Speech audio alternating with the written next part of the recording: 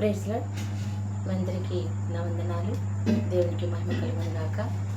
మరి 30వ తారీఖు ఉదయకాల సమయం నుండి ఈ వాగ్దానము, ఈ దిన వాగ్దానము మనము ధ్యానం చేసుకుందాం. ఈరోజు దిన వాగ్దానము బాగున్నారండి. 2026 సంవత్సరంలో మరి 7వ నెలలో మరి చివరి దినం 30వ తారీఖున మరి ఉదయకాల సమయంలో ఈ రీతిగా వాగ్దానం రీతిగా మిమ్మల్ని కలుసుకోవటానికి దేవుడు మనకు చూపించాడు. మరి చూడండి, దినవాగ్దానము దేవునికి మహిమకరంగా దేవుడి సన్నిధిలో మనం ఉన్నాం. దేవునికి మహిమ కలుగును గాక. చూడండి, దినవాగ్దానము 145వ కీర్తన భాగము, 145వ కీర్తన భాగము, 9వ అధ్యాయము, 9వ కీర్తన. యెహోవా అందరికీ ఉపకారి, ఆయన కనికరము ఆయన సమస్త కార్యముల మీద ఉన్నవి. ఈరోజు వాగ్దానం బాగున్నారండి అందరూ. దేవునికి మహిమ కలుగును గాక. చూడండి, ఈరోజు వాగ్దానము మరి యెహోవా 144వ కీర్తన భాగం 9వ వచనం. యెహోవా అందరికీ ఉపకారి, ఆయన కనికరము ఆయన సమస్త కార్యముల మీద ఉన్నవి. యెహోవా అందరికీ ఉపకారి, ఆయన కనికరం ఆయన సమస్త కార్యముల మీద ఉన్నవి. చూడండి, రూతు గ్రంథంలో నుంచి ఒక మాటను మీరు జ్ఞాపకం చేయాలని నేను ఇష్టపడుతున్నాను. 1వ అధ్యాయము రూతు గ్రంథంలో నుంచి మరి నేను 19వ వచనం అండి. 19వ వచనము రూతు గురించి, నయోమి గురించి మనకు బాగా తెలుసు. రూతు గ్రంథంలో నుంచి 1వ అధ్యాయము మరి 19వ వచనం నుంచి వారు బెత్లెహేమునకు వచ్చినప్పుడు ఆ ఊరి వారందరూ వారి ఎద్దుకు కూడి వచ్చి, ఈమె నయోమి కదా అని అనుకొనుచుండగా. దేవునికి మహిమ కలుగునుగాక. దేవుడు అందరికీ ఉపకారి, యెహోవా అందరికీ ఉపకారి. అందుకని ఆయన కనికరం ఆయన సమస్త కార్యముల మీద ఉన్నవి. అంటే ఆయన కనికరము సమస్త కార్యముల మీద ఉన్నవి అంటే అందరి మీద, అందరి కార్యాల మీద దేవుని యొక్క కనికరం ఉన్నదని మనం చెప్పవచ్చు. యెహోవా అందరికీ ఉపకారి, ఆయన సృష్టికర్త, సృష్టికి కారకపుత్రుడు, ఆది అంతమనై ఉన్నవాడు ఆయనే, అల్ఫా ఒమేగా ఆయనే, మొదటివాడు ఆయనే, కడపటివాడు ఆయనే. అందుకనే ఆయన సమస్త కార్యముల మీద అధికారై ఉన్నాడు. మరి ఈ ఉదయకాల సమయమందు మరి దేవుడు అందరికీ ఉపకారి, సృష్టికర్త అందరికీ ఉపకారి. సూర్యుని చంద్రుని చేసిన వాడు ఆయనే, ఆయన భూమి మీద ఉన్న సమస్త జీవరాశులను కలగజేసిన వాడు ఆయనే, సముద్రములను మరి దాని యొక్క అందుట్లో జీవరాశులను కలగజేసిన వాడు కూడా ఆయనే. వాటినన్నిటినీ ఏలమని 6వ దినమందు నరుని చేసి వాటినన్నిటినీ నరుడికి అప్పచెప్పి మీరు అభివృద్ధి చెంది ఫలించండి, విస్తరించండి అని సెలవిచ్చిన వాడు కూడా ఆయనే. అందరికీ ఉపకారి ఆయన. దేవునికే మహిమ కలుగును గాక. చూడండి, ఇక్కడ రూతు గ్రంథంలో ఏ రీతిగా మరి ఉపకారి, అందరికీ ఉపకారి. నిజమే, మరి అపాయములో ఉపాయము మరి చూపించలేనటువంటి వాడు కాదు మన దేవుడు. నశించిన దాన్ని రక్షించడానికి వచ్చాడు లోకరక్షకుడు. మరి ఇక్కడ ఆమె జీవితము మారాగ మధురమైనటువంటి జీవితము. నయోమి అనగా మధురమని అర్థము. ఇక్కడ నయోమి అని మీరు అనవద్దు, మారా అని పిలవండి అని చెప్పి ఇక్కడ మరి నయోమి చెప్పడం జరుగుతుంది. చూడండి, ఇక్కడ 19లో ఇక్కడ వారు బెత్లెహేమునకు వచ్చినప్పుడు ఎక్కడ నుంచి వచ్చారు? మోయాబు దేశం నుంచి బెత్లెహేములో దేవుని కనికరము మరి పచ్చగా పంటలు పండుతున్నాయి అంట. అంత బాగుంది విని ఆమె బెత్లెహేము నుంచి మరి మోయాబు దేశం వెళ్ళిపోయింది. 10 సంవత్సరాలు అక్కడే ఉండిపోయింది. తర్వాత బెత్లెహేమును దేవుడు దర్శించాడు. మంచిగా ఉందంట, సస్యశ్యామలుగా ఉన్నదంట అని చెప్పి వర్తమానం విని మళ్ళీ ఆమె అంత పోగొట్టుకుని రిక్తురాలుగా ఎదుగా ఆమె మధురముగా వెళ్ళింది ఆ ప్రాంతానికి. ఆమె నయోమి ఇక్కడ అంటుంది కదా, నన్ను మారా అని పిలవండి, నేను మొత్తం పోగొట్టుకున్నా, నేను మధురాన్నే కానీ ఇప్పుడు నేనంతా పోగొట్టుకొని చేదుగా మారిపోయాను, నన్ను నయోమి అని పిలవద్దు, నన్ను మారా అని పిలవమని సెలవిస్తుంది. ఇక్కడ చూడండి, ఇక్కడ ఒక విషయాన్ని జ్ఞాపకం చేయాలనుకుంటున్నాను. చూడు, నేను సమృద్ధి గల దానని వెళితేని యెహోవా నన్ను రిక్తులుగా తిరిగి రాజేసను. మీరు నన్ను నయోమి అని పిలవనేలా యెహోవా నా మీద విరుద్ధంగా సాక్ష్యం పలికెను. సర్వశక్తుడు నన్ను బాధపరిచినని వారితో చెప్పెను. అట్లా నయోమియు ఆమెతో కూడా మోయాబీరాలైన రూతు అను ఆమె కోడలు మోయాబు దేశమును తిరిగి వచ్చిరి. వారిద్దరు యావల కోత ఆరంభంలో బెత్లెహేమునకు చేరిరి. దేవునికి మహిమ కలుగునుగాక. ఇక్కడ ఆమె కోడలు ఆ ప్రాంతానికి చేరుకున్న తర్వాత నన్ను నయోమి అని పిలవద్దమ్మా, ఎందుకంటే నేను మొత్తం బాగొట్టుగా రిక్తురాలయ్యాను. ఇక్కడ దేవుని మీద నిందేస్తుందండి. నన్ను రిక్తురాలుగా చేశాడు.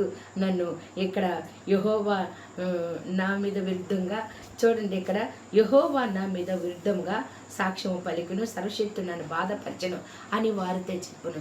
సర్వశక్తుడు ఎప్పుడు ఎవరిని ఏమీ బాధపరచడండి. ఎందుకంటే ఆమె రొట్టెల గృహమైనటువంటి బెత్లెహేముని విడిచి వెళ్ళటమే చాలా దేవుడు ఉన్నటువంటి ప్రాంతాన్ని, దేవుడు నివాస స్థలమైనటువంటి బెత్లెహేముని రొట్టెల గృహమైనటువంటి ఆ యొక్క మరి బెత్లెహేముని విడిచి వెళ్ళటమే ఆమె చేసిన మొదటి తప్పు అని ఆమె చేసుకున్న దానికి మరి ఎంత కరువు వచ్చినా, ఎంత సమస్య వచ్చినా మనం ఎక్కడైతే నిలిచి ఉన్నామో, అంటే ప్రభువుని నమ్ముకున్న తర్వాత శ్రమలు రావా, ఇరుకులు రావా, ఇబ్బందులు రావా, ఎవరైతే ఆయన నిలిచి ఉంటారో వారు మాత్రమే నిత్య జీవనకు వారసులు అవుతారు. ఆమె నిలిచి లేక అది ఎక్కడికి వెళ్ళి మోయాబు దేశము, ఒక అన్య దేశానికి వెళ్ళిందండి. అన్య దేశానికి దేవుని చిత్తం లేనటువంటి ప్రాంతానికి వెళ్ళి ఆమె ఏం చేసింది, మొత్తం పోగొట్టుకుంది. దేవునికి అయిష్టమైన కార్యము చేసి ఉన్నదంతా పోగొట్టుకొని ఆమె ఒక కోడల్ని తీసుకొని ఆమె ఆ ప్రాంతానికి వచ్చింది. ఆ ప్రాంతానికి వచ్చినప్పుడు దేవుడు అందరికీ ఉపకారమైన మాటను మనం ఇక్కడ మర్చిపోకూడదు. ఆయన కనికరం ఆయన సమస్త కార్యముల మీద ఉన్నవి. అంటే ఆయన కనికరము దేవుడికి, చూడండి, ఇక్కడ నయో మీద కనికరం పడ్డాడండి. చూడండి, చివరి మాటను చూసుకున్న రూతు గ్రంథంలోని చివరి వచనములో మరి 12వ వచనంలో మాట్లాడుకుందాం. 4వ అధ్యాయము 12వ వచనంలో ఒక మాట, ఎఫ్రాతాలో నీవు క్షమాభివృద్ధి కలిగిన వాడై బెత్లెహేములో నువ్వు ఖ్యాతి నొందుదువుగాక. యెహోవా ఈ యమనరాలి వలన నీకు దయచేయు సంతానము నీ కుటుంబమునకును తామారు యోధాకు కన్నా పేరేసు కుటుంబం వలె ఉండునుగాక అని. కాబట్టి బోయజు రూతుని పెళ్లి చేసుకుని ఆమె ఎద్దుకు పోయినప్పుడు యెహోవా ఆమె గర్భవతగునట్లు అనుగ్రహించెను. గనుక ఆమె కుమారుని కనెను. స్త్రీలు ఆ దినమున నీ బంధువుడు లేకుండా చేయని యెహోవా స్తుతి నొందును గాక. ఆయన నామము ఇశ్రాయేలునందు ప్రకటింపబడును గాక. నిన్ను ప్రేమించే 7 కుమారుల కంటే నీకు ఎక్కువగా ఉన్న ఈ నీ కోడలి ఇతని కనెను. ఇతడు నీ ప్రాణమును ఓదార్చి ముసలితనమును నీకు పోషకుడగునని నయోమితో చెప్పిరి. అప్పుడు నయోమి ఆ బిడ్డను తీసుకొని కౌగిటి నుంచుకొని వాడిని దాదిగా ఉండేను. ఆమె పొరుగు స్త్రీ నయోమి కొరకు కుమారుడు పుట్టినని చెప్పి అతనికి ఓబేదెదోము అని పేరు పెట్టారు. అతడు దావీదునకు తండ్రి అయిన యెషయా యొక్క తండ్రి. దేవుని నామానికి మహిమ కలుగునుగాక. మారా మధురంగా మారిందంటారా? దేవునికి మహిమ కలుగునుగాక. మారా జీవితమే అసలు మోడైన జీవితమే, చిగురు లేని జీవితమే, కానీ యెహోవా అందరికీ ఉపకారండి. దేవునికి మహిమ కలుగునుగాక. అందుకే ఆయన కనికరము ఆయన సమస్త కార్యముల మీద ఉండును. ఆయన చేతి పనిముట్టుని ఎన్నడని విడిచిపెట్టడు. ఆయన మర్చిపోడు.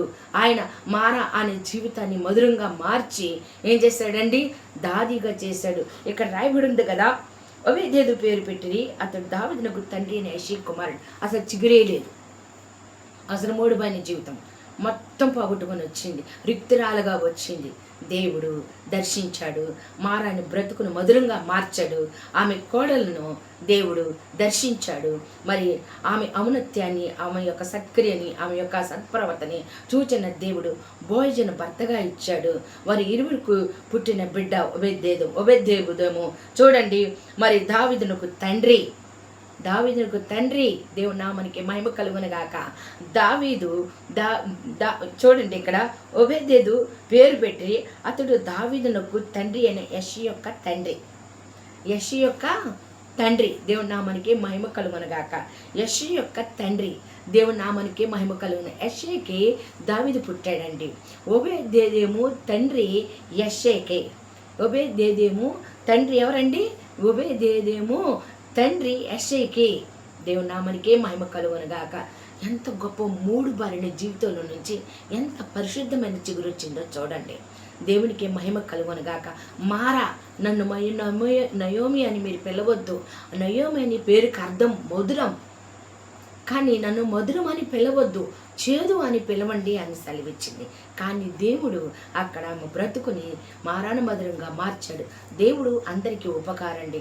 అదే రీతిగా ఇక్కడ ఒక చిన్న విషయాన్ని మరి ఉంచడానికి దేవుడు ఇష్టపడుతున్నాడు. మరి అందరికీ ఉపకారి మన దేవుడు మరి ఇక్కడ రాజుల గ్రంథములో నుంచి రెండవ రాజుల గ్రంథము మరి 4వ అధ్యాయము 38వ వచనముల నుంచి ఒక మాట చూసుకుందండి. ఎలీషా గిల్గానుకు తిరిగి రాగా ఆ దేశమందు క్షమ కలిగి ఉండెను. ప్రవక్తుల శిష్యులు అతని సమక్షమందు కూర్చుండి ఉండగా అతడు తన పనివారిని పిలిచి పెద్ద కుండ పొయ్యి మీద పెట్టి ప్రవక్తుల శిష్యులకు కూర వంట చేయమని సెలవిచ్చాను. అయితే ఒకడు కూరాకులు ఏరుకున్నటకు పొలంలోనికి పోయి వెర్రి ద్రాక్ష చెట్టును చూచి దాని గుణమెరక దాన్ని తీగలు తెంచి ఒడి నిండా తీసుకుని వచ్చి వాటిని తరిగి కూరకుండలో వేసెను. తినుటకు వారు వడ్డింపగా ప్రవక్తల శిష్యులు రుచి చూచి, దైవజనుడా, ఈ కుండల విషయమని దాని కేకలు వేశారు. దాన్ని తినక మానిని. అతడు పిండి కొంత తెమ్మనిను. వారు తేగ కుండలు దాన్ని వేసి జనులు భోజనము చేటుకు వడ్డించమని చెప్పిన. వడ్డింపగా కుండలో మరి ఏ జబ్బు లేకపోయేనో, జబ్బు కనిపింపకపోయేనో. దేవునికి మహిమ కలుగునుగాక. దేవుడు అందరికీ ఉపకారి. యెహోవా అందరికీ ఉపకారండి. దేవుని నామానికి మహిమ కలుగునుగాక. ఎలీషా శిష్యులు మరి చూడండి, గిల్గాలకు తిరిగి రాగా దేశమందు క్షామం కలిగి ఉండెను. ప్రవక్తల శిష్యులు తన పక్షము కూర్చుండి ఉండగా పనివారిని పిలిచి పెద్ద కొండ పొయ్యి మీద పెట్టి ప్రవక్తల శిష్యులకి ఏం చెప్పాడంటే, ఒక శిష్యుడు వెళ్ళిపోయి మరి ద్రాక్ష చెట్టు అనుకోని కార ద్రాక్ష ఆకులు తీసుకొచ్చి ఒడి నిండా తీసుకొని వచ్చి ఆ కుండలో ఉడకబెడుతూ ఉన్నప్పుడు మరి అది వడ్డించుకుంటున్నప్పుడు ఆ కూర తిన్నటువంటి శిష్యులు, అమ్మో చేదుగా ఉంది, ఇది జబ్బు కూర, ఇది చాలా ప్రమాదకరమైంది అని చెప్పి చూడండి. ఇక్కడ శిష్యులు రుచి చూచి, దైవజనుడా, కొండల విషయం అని దాన్ని కేకలు వేశారు. దాన్ని తినక మానిరి. మరి దైవజనుడు కొంత పిండి తీసి ఏం చేశాడండి, ఇక్కడ అతడు పిండి కొంత తెమ్మనెను. వారు తేగ కుండలో దాన్ని వేసి జనులు భోజనము చేటుకు వడ్డించమని చెప్పాను. కొంత పిండి తీసుకుని వచ్చి ఆ కుండలో వేసినప్పుడు అది మధురముగా మారింది, దాన్ని జబ్బు పోయింది. దేవునికి మహిమ కలుగునుగాక. దేవుడు మరి అందరికీ ఉపకారి. దైవజనుడిలో దేవుడుండి ఆ జబ్బు కూరని మార్చడానికి దేవుడు కృప చూపించాడు. దేవునికి మహిమ కలుగునుగాక. అందుకే మారా అనేటువంటి చేదు జీవితాలను మధురంగా మార్చగలిగిన వాడు. ఇక్కడ చేదైనటువంటి జబ్బు కూరని ఇక్కడ దేవుడు మహిమతోటి, ఆయన కృప చేత, ఆయన కనికరమ చేత, ఆయన దయచేత గుణమెరగక, ఆ చెట్టు గుణమెరగక, కారు ద్రాక్ష అనక అది మామూలు ద్రాక్ష అనుకొని కారు ద్రాక్ష ఆకులు తీసుకొచ్చి వేశాడు. అది మంచి ద్రాక్ష చెట్టు అనుకున్నాడు, కానీ అది కారు ద్రాక్ష. దాని గుణమెరగక దేవుని నామానికి మహిమ కలుగునుగాక. నీ గుణం చెడిపోయిందా, నీ బ్రతుకు చెడిపోయిందా, పాడైపోయిందా, దేవుని ఎరిగి కూడా నయోమి వెళ్ళినట్టే మరి దేవుని యొక్క స్థలాన్ని విడిచి దేవుని మహిమని ఎరిగి కూడా ఆయన శక్తిని తెలుసుకొని కూడా రక్షించబడి కూడా రక్షణ మార్గములు నడిపింపబడుతూ కూడా ఆయన రక్తము శరీరం తీసుకుంటూ కూడా లోకానికి లోనైపోయావా, లోకంలో పడిపోయావా, పాప జీవితానికి అలవాటు పడిపోయావా? మరలిన ఎడల ఒకడు మళ్ళని ఎడల మళ్ళించువాడు ఆయనే.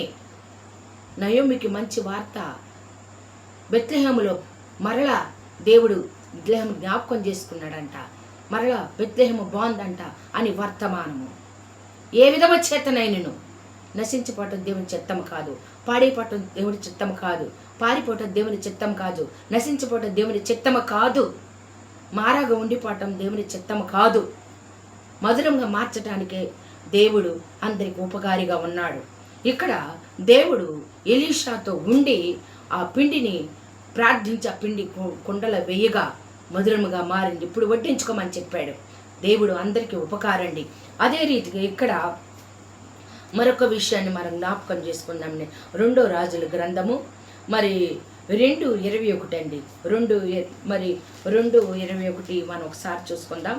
2:21 మరి రెండో రెండో రాజుల గ్రంథము 2:21. ఇక్కడ కూడా మరి ఎలీషా మరి ఏలియా వెళ్ళిపోయినప్పుడు ఎలీషా వెంబడించి ఆయన దగ్గర నుంచి ఆ రెండంతల ఆత్మ తీసుకొని వచ్చేటప్పుడు ఆ పట్టణంలో చేరినప్పుడు ఆ పట్టణపు వారు ఆ పట్టణము చోట రమేమని ఇక్కడ 19వ వచనం కారణం చూసుకున్నామండి. ఇక్కడ ఆ పట్టణము అంటే ఇక్కడ ఎరుకో మరి ఏలియా దగ్గర నుంచి ఎలీషా ఆ దుప్పటి తీసుకొని ఆ 2 పళ్ళ ఆత్మ తీసుకొని ప్రయాణం వచ్చేటప్పుడు కొంత సమస్య ఎదురైంది. చూడండి 19వ వచనం. అంతటా పట్టణం వారు ఆ పట్టణం ఉన్న చోట రమ్యమైనదని ఆ పట్టణము ఏలినవాడ నీకు కనబడుచున్నది గాని నీళ్లు మంచివి కావు. రమ్యముగా కనబడుతుంది నా ఏలినవాడ నీకు కనబడుచున్నది గాని నీళ్లు మంచివి కాదు, అందుచేత భూమి నిస్సారమై ఉన్నది.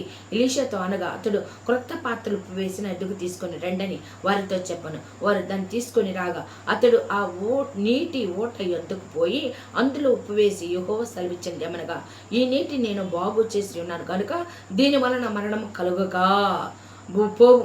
మరణము కలుగకపోవును, భూమి నిస్సారంగా ఉండదు అనెను. కాబట్టి నేటి వరకు ఎలీషా చెప్పిన మాట చొప్పున ఆ నీరు మంచిది ఆయను. దేవునికే మహిమ కలుగును గాక. అయ్యా, ఈ నీరు మంచిది కాదయ్యా, ఈ భూమి నిస్సారమైనదయ్యా, ఇందుట్లో నీరు చేదయ్యా, ఈ నీళ్లు బాగవయ్యా, జబ్బు నీళ్ళయ్యా. చూడండి ఇక్కడ ఎలీషా ఆ ప్రాంతానికి వచ్చినప్పుడు ఆ ప్రాంత ప్రజలు చెప్తున్నాడు, చూడటానికి రమ్యంగానే ఉందయ్యా పట్టణం అంతా, కానీ ఇక్కడ ఏమి లేదు, నీళ్లు నిస్సారమైనవి, ఈ భూమి నిస్సారమైనది అని ఎలీషాతో చెప్పినప్పుడు ఎలీషా గారు ఒక కొత్త పాత్రను తీసుకురండి అని చెప్పినప్పుడు వాడు కొత్త పాత్రను తీసుకొచ్చారు. ఆ పాత్రను తీసుకొని వచ్చినప్పుడు మరి వారితో వారు దాన్ని తీసుకొని రాక అతడు ఆ నీటి ఓట ఎద్దుకు పోయి అందులో ఉప్పు వేసి ఆ పాత్రలో ఉప్పు వేసి యెహోవా సెలవిచ్చిందేమని, ఈ నీటిని నేను బాగు చేస్తున్నాను గనుక ఇక దీని వలన మరణము కలగకపోవును, ఈ నెల వలన ఇక మరణము కలగదు, ఈ నీరు నిస్సత్తువుగా లేవు, సారం పొందుకున్నాయి, ఈ నీళ్లు మధురంగా మారిని, ఇక ఈ భూమి బాగుంది, ఈ భూమి నిస్సారముగా ఉండదు అనెను. కాబట్టి నేటి వరకు ఎలీషా చెప్పిన మాట చొప్పున ఆ నీరు మంచిదాయెను. ఆ నీరు మంచిదైపోయింది. అందుకే యెహోవా అందరికీ ఉపకారి, ఆయన సమస్త కార్యముల మీద, ఆయన కనికరమ సమస్త కార్యముల మీద ఉన్నవి. దేవుని నామానికి మహిమ కలుగును గాక. ఆయన కనికరం ఆయన సమస్త కార్యముల మీద ఉన్నవి. యెహోవా అందరికీ ఉపకారి.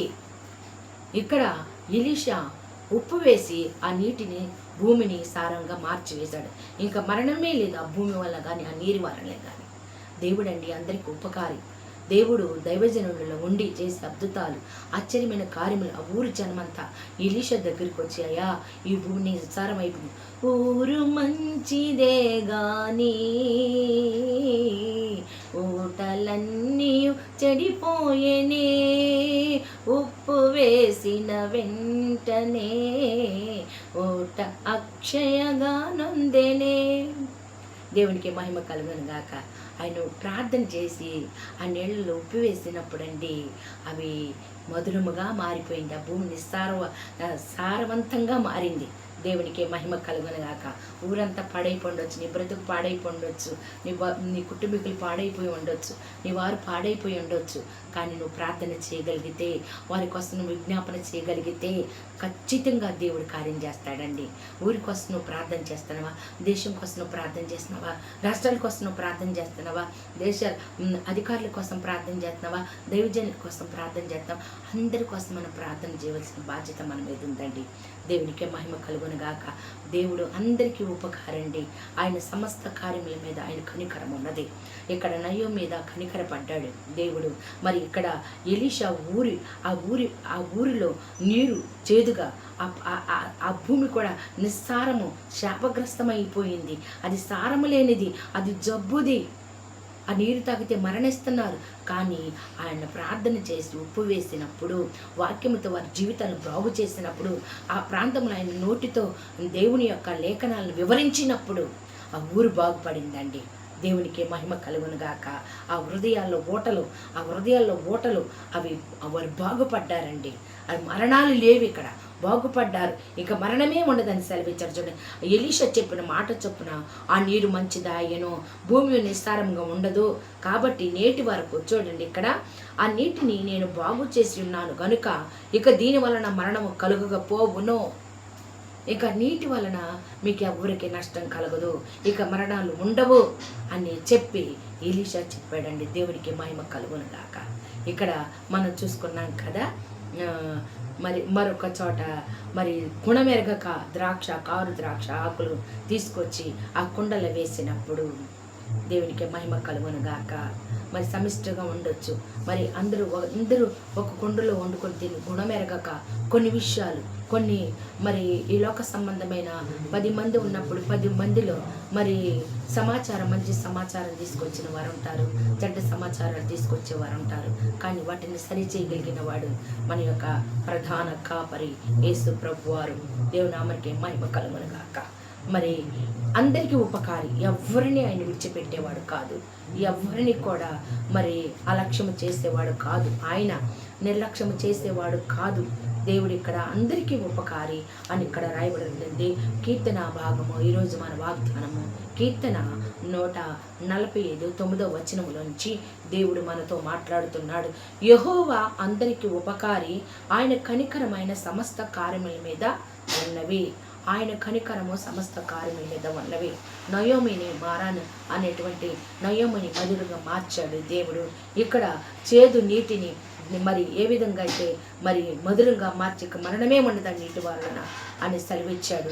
అది గుణమెరగక మరి తీసుకొచ్చిన కారు ద్రాక్ష ఆకులు పిండి వేసి ప్రార్థించినప్పుడు ఆ కూర మధురముగా మారినది. వారందరూ తిన్నప్పుడు వారు సంతోషించారు, మంచిగా మారింది. అదేవిధంగా మన జీవితాలలో, మన కుటుంబాలలో, మన పరిసర ప్రాంతాలలో మరి ఏ విధమ చేతనైనను మరి బలహీనతలే కానీ, సమస్యలే కానీ, ఇరుకులే కానీ, ఇబ్బందులే కానీ మరి ఉంటే వాటిని బట్టి మనము ప్రార్థన చేయాలి. ప్రార్థన చేసినప్పుడు దేవుడు మన బ్రతుకుల్ని మధురంగా మార్చగలిగిన వాడు మన దేవుడు. దేవునికి మహిమ కలుగును గాక. ప్రార్థన చేసుకుందాం. మా ప్రియుడా, మా రక్షకుడా, మా యేసయ్యానికి వందనాలు. గనుడ ఘనకార్యములు జరిగించబాడ అయ్యా, ఉన్నతుడా, అత్యున్నతుడా, అత్యున్నత సింహాసనమందు ఆసనుడా తండ్రి, కిరీవులు స్తరీవుల మధ్యలో 4 జీవులు ఎదుట నా తండ్రి నాయన 24 మంది పెద్దలు ఎదుట కోట్ల దోతల ఎదుట నా తండ్రి నీకు వందనాలు. అయ్యా, స్తుతింపబడుచున్న నా దేవానికి స్తోత్రములు. అయ్యా తండ్రి, పరలోక దోతల తండ్రి నాయన తుదిస్తూ ఉండగా తండ్రి గడప కమ్మలు దుమ్మలు వేస్తున్నది. పరిశుద్ధాత్మడ నీకు వందనాలు, వందనాలు, వందనాలు, వందనాలు, వందనాలు. అయ్యా నాయన నీకు మహిమ కలుగును గాక. అద్వితుడా, అతి సంబుతుడా, మృతుల నుండి సజీవుడిగా లేచిన వాడా, భూపతులకి అధిపతి నీ నామానికి మహిమ. సత్యమునకు సాక్షి, నమ్మకమైన వాడా నీకే స్తోత్రముల ప్రభ. నా తండ్రి తన వాగ్దానమును తండ్రి స్తోత్రములు. యెహోవా అందరికీ ఉపకారి, నీకు ఉపకారి, నాకు ఉపకారి, అందరికీ ఉపకారి. ఆయన సమస్త కార్యముల మీద ఆయన కనికరం ఉన్నది. ఆయన కనికర సంపన్నుడు. మారా బ్రతుకులను మార్చగలిగిన వాడు, చేదనే జీవితాలను మార్చగలిగిన వాడు, పడిపోయిన వారిని లేవనెత్తేవారు, కుంగిన వారిని ఉద్ధరించువాడు. ఆయన అందరికీ ఉపకారి. ఏ పరిస్థితిలో ఉంటే సరిచేయగలిగిన వాడు, సరిదిద్దగలిగిన వాడు. నీవు ఆయన పాదములు పట్టుకోనగలిగితే ఆయన సమస్త కార్యములను నెరవేర్చగలిగిన వాడు. ఆయన కనికర పూరుడు. నమ్మి నువ్వు విశ్వసించగలిగితే, ఆయన పాదాలు పట్టుకోగలిగితే ఈ దినమే, ఈ క్షణమే కార్యము. పరిశుద్ధాత్మడానికి వందనాలు. ఏ బిడ్డ అయితే ఈ వాగ్దానం రిసీవ్ చేసుకుంటున్నారు, ఈ వాగ్దానం ప్రకారం జీవించాలని ఇష్టపడుతున్నారు, దేవుడు అందరికీ ఉపకారి అని తండ్రి నాయన ఎవరైతే తండ్రి నాయన నీ అంత మనసు ఉంచుతున్నారో ప్రభ నాయన, నీ నామానికి మహిమ కల విన్నది నాయన నయోమి. అంటే బెత్లెహేములో తండ్రి నాయన అదుగు దేవుడు కార్యం చేశాడని విన్నది మా ప్రభ నాయన తిరిగి వచ్చింది ప్రభ.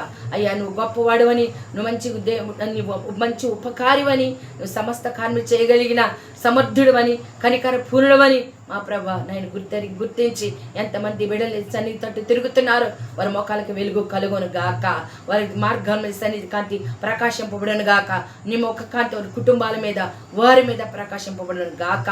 మా ప్రభ దినమంత విశేషమైన కృపచేత బలపరిచి, స్థిరపరిచి, దీవించి, ఆశీర్వదించి నాయన వారు అడిగిన ప్రతి అక్ర తీర్చి మహిమ తెచ్చుకోమని, క్రీస్తు మహదైశ్వర్యంలో ప్రతి అక్ర అవసరత తీర్చి నాయన నువ్వు ఉన్నతుడవని, అత్యున్నతుడవని, అందరికీ ఉపకారివని తండ్రి నేను గుర్తించిన సాక్షులుగా నిలబడే కృప దయచేయమని యేసు పరిశుద్ధ ప్రార్థించి అడిగి వేడుకుంటున్నాను పరమ తండ్రి. ఆమేన్, ఆమేన్, ఆమేన్. మీ అందరికీ నా వందనాలు. దేవునికి మహిమ కలుగును గాక. ఆమేన్.